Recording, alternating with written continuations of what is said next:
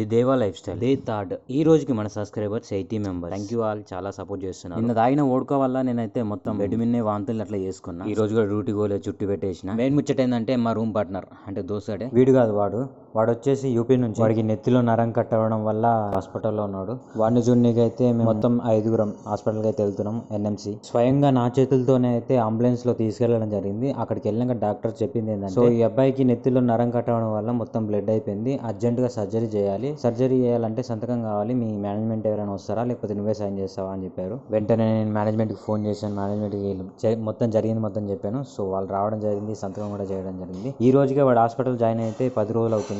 ఇప్పటి వరకు వాని కండిషన్ మొత్తం సీరియస్ గానే ఉంది. అసలు ఏం జరిగిందంటే బిఫోర్ 10 days అంటే నా చుట్టూ ముందు రోజు అది నాతోనే కలిసి తిన్నాడు.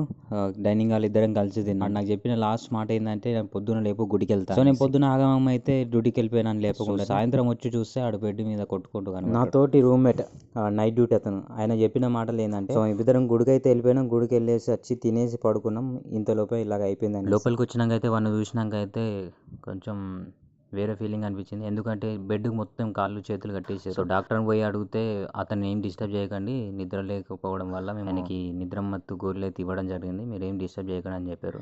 ఇంకోటి ఏంటంటే, వీడు చికెన్ కానీ మటన్ కానీ మందు కానీ ఎలాంటిది తీసుకోడు, అయినా సరే ఇలా జరిగిపోయిందని. సో అందరికి నేను చెప్పేది ఏంటంటే, లైఫ్ అనేది చాలా చిన్నది, కావాల్సినంత ఎంజాయ్ చేయండి. అండ్ ఇంకోటి ఏంటంటే, హెల్త్ కోసం అయితే కొంచెం జాగ్రత్తలు తీసుకోండి.